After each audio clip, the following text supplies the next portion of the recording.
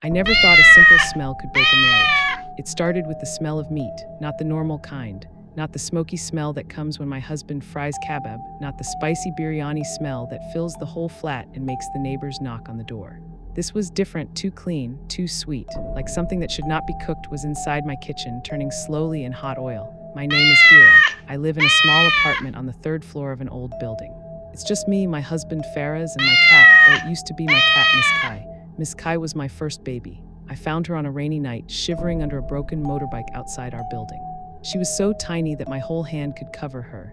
Her fur was white with a little gray patch over one eye, like someone had pressed a finger of ash there. From that day, she followed me everywhere. Bathroom, kitchen, balcony, if I moved, she moved. Faraz didn't like that. She's always in the way, he would complain. You love this cat more than me. I would laugh it off. Don't be silly. You're my husband, but sometimes I noticed the way he looked at her, not like a living thing, but like a problem. A small, soft breathing problem. Things got worse when Faraz lost his job. He started staying home all day. He slept late, scrolled on his phone, snapped at me for small things. Bills piled up on the table. The house felt tight, like the walls were slowly moving inward. Only Miss Kai made me smile. When I cried in the bathroom so Faraz wouldn't hear, she sat outside the door, meowing softly until I opened it and let her rub her face against my wet cheeks. One evening, Faraz shouted from the living room, Hira. Get your cat away from me. I rushed out from the kitchen. Faraz was standing near the sofa, his face red, his hand raised. Miss Kai was under the coffee table, her back arched, tail puffed up, hissing. What happened? I asked. She scratched me, he yelled, showing me a thin red line on his wrist. You must have scared her, I said softly. I bent down to pick her up. Her heart was beating fast against my hand. He glared at both of us. One day I'll get rid of this animal, you'll see. I thought he was just angry, just talking. People say things like that all the time. They don't always mean it, right? That was what I believed until the night the smell of meat changed. It was a Friday. Faraz had gone out that afternoon, saying, I'm meeting a friend. Maybe he'll help me with a job. I wanted to believe him, so I didn't ask too many questions. I stayed home, cleaned the rooms, washed clothes, played with Miss Kai. She chased a red string across the floor like it was the most important mission in the world. Around Maghrib time, I noticed the flat had become too quiet. Miss Kai, I called, no answer. Sometimes she slept inside my cupboard, tangled in my dupattas, so I checked there, empty. I looked under the bed, under the sofa, in the bathroom, on the balcony, nothing. A little cold hand of worry closed around my heart. Maybe she slipped outside when I took the trash out, I thought. Maybe she's in the stairwell. I opened the door and called her name down the dark staircase, but only dust and silence looked back at me.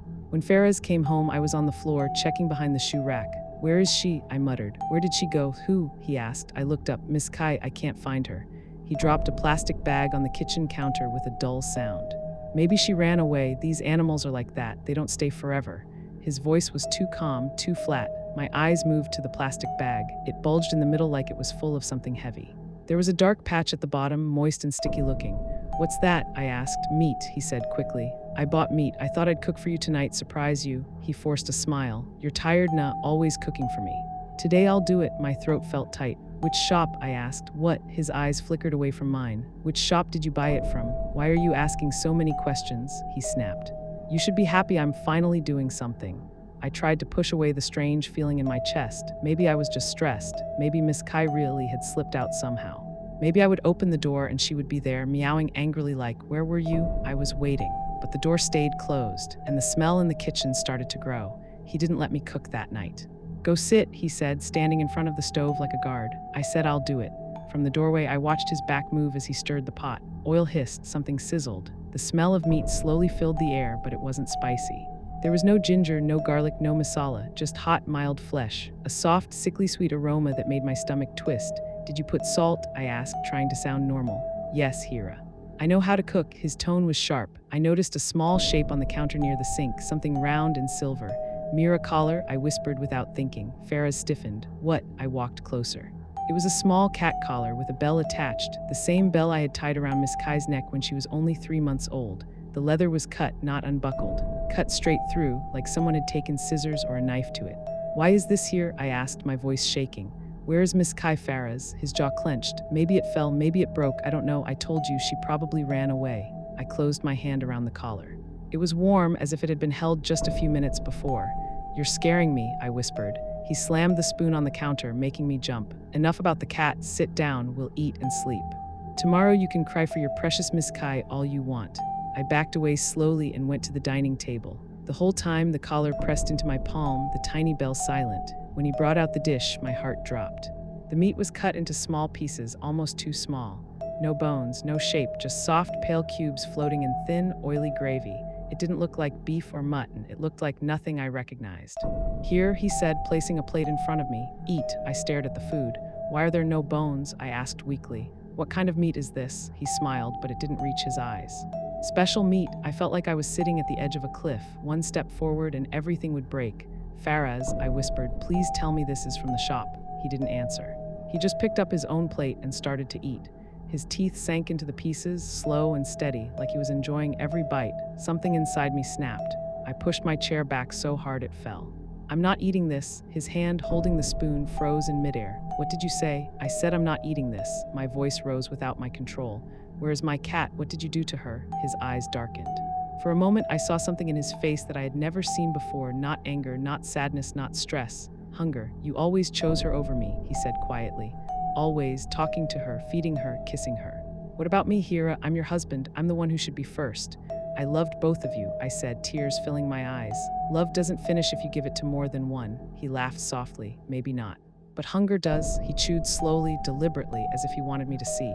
In that moment, I knew. I ran to the bathroom and threw up, even though I hadn't eaten anything yet. I stayed there sitting on the cold tiles, my heart beating so hard I could hear it in my ears.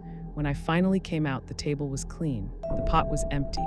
Faraz was watching TV like it was any other night. "Where did you put the leftovers?" I asked. "There weren't any," he said. "I didn't sleep that night. I lay awake, staring at the ceiling, listening to the house. I swore I could hear a faint bell ringing somewhere far away in the dark."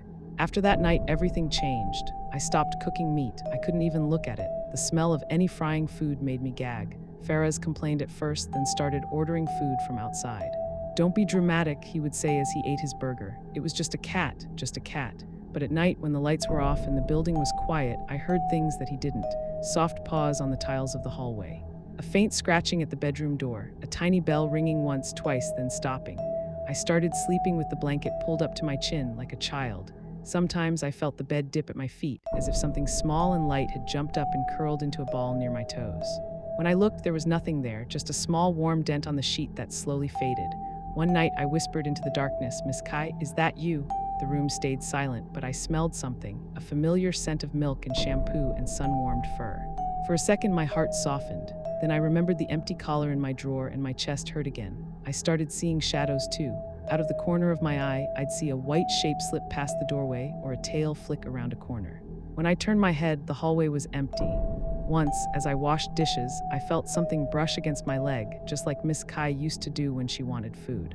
I dropped the plate in the sink and turned around, but the kitchen floor was bare. Faraz said I was losing my mind. "You need help," he told me. "You're obsessed." "Did you kill her?" I asked him one night, my voice shaking. "Tell me the truth, I need to know." He stared at me for a long moment, then he leaned forward. "What if I did?" he whispered. "What will you do, Hira? Leave me? Call the police and tell them your husband cooked your cat?" He smirked, knowing how insane it sounded. I didn't answer, I just looked at his mouth, at his teeth. I imagined them tearing into soft white fur, chewing, swallowing. My stomach lurched. That night, I locked the bedroom door from my side, not to keep anything out, to keep him in. Because for the first time, I was afraid to sleep next to him. The dreams began a week later. In my dreams, the apartment was the same cracked walls, same old fan, same stained sofa, but everything was too quiet. No traffic outside, no distant TV from the neighbors, just silence thick and heavy. I would stand in the doorway of the kitchen and see a small shape on the counter. Miss Kai. She would sit there, her fur too white, her eyes too green, staring at me without blinking. The cut collar would lie next to her like a dead snake. "Miss Kai," I would whisper, my voice echoing strangely. "Baby, I'm so sorry." Her mouth would open, but instead of meow, I heard my own voice coming out of her. "He ate me." The words would roll into the room, heavy as stones. "He ate me, Hira." Her eyes would slide past me to something behind my shoulder. I would turn around and see Faraz sitting at the dining table, his plate full, his mouth stained red with something that was not exactly blood, not exactly sauce. He would smile and his teeth would look longer than they should be. In one dream, I walked closer to Miss Kai and saw that her belly was stitched up with rough black thread, like a broken doll badly repaired. With every breath, the stitches pulled and strained as if something inside was trying to get out. When I woke up, my own stomach hurt like I had been punched. I told myself they were just dreams, just guilt, just stress. But then something happened that I couldn't explain. I was chopping onions in the kitchen, my eyes burning, tears running down my cheeks. Faraz was in the living room, watching some loud show, the TV light flashing on the walls. Suddenly I heard it, a clear, bright sound, a bell. It rang once from right under my feet. I froze, the knife halfway through an onion. The bell rang again near the cupboard, then a third time from behind me. I turned slowly. The small silver collar was hanging on the handle of the cabinet, swinging back and forth on an invisible wind.